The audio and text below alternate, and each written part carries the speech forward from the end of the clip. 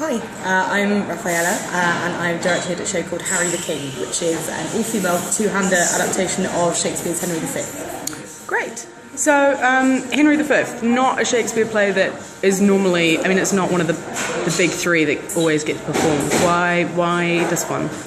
Well, I think it's had a massive resurgence in popularity over the last couple of years, and it always seems to be one that we wheel out of the cupboard when England is having a crisis about its national identity, which obviously is happening at the moment with things like the Scottish referendum and how disastrously well UKIP did in the most recent elections. We're also seeing a financial crisis, and I think everyone starts going, what is Englishness?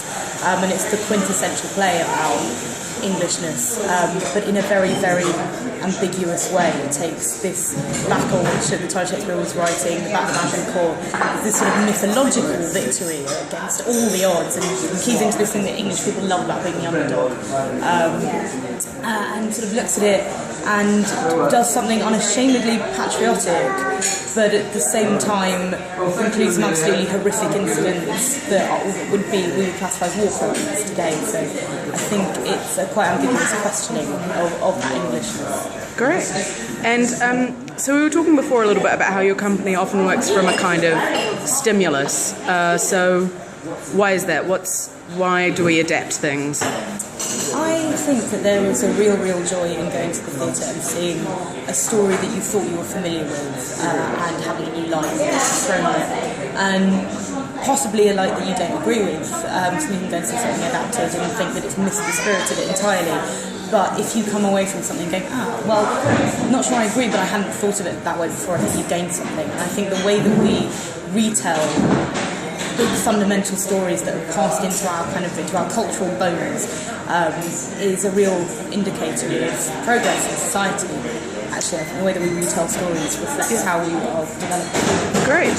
And so you are an Oxford graduate, and how has it been transitioning from the Oxford student theatre scene to kind of playing with the big kids in London? Well, I've been very lucky in one respect because I've been about to finish a fantastic director training scheme, which is the Birkbeck Theatre Directing MFA, which is brilliant, and I'm nearly coming to the end of my 2 years doing that. So that's been a huge boost in terms of my creative development, but also just being clued in about the industry and what's required of you. And I've spent 9 months working with the Sheffield Crucible, assisting on shows there, so that's been wonderful. And it's meant that this year we're sort of coming back together as a Fringe company, bringing out into Fringe for the first time. I can get my head around the tough practical things. It's a very oversubscribed industry, but I've got a practical head on my shoulders now, as well as a creative one. Great. And so where can we see Harry the King? We are on at Zoo Southside in the studio at 5:35 every day, and the show is an hour. Great. Thank you so much.